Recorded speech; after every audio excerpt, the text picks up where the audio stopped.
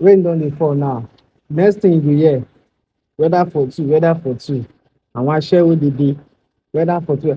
Weather for aboniki, aboniki, aboniki, aboniniki ni kẹlò. Weather for two, weather for two. Na wetin dey dey shout up and down for status be that now. Weather for two, who go visit me báyìí?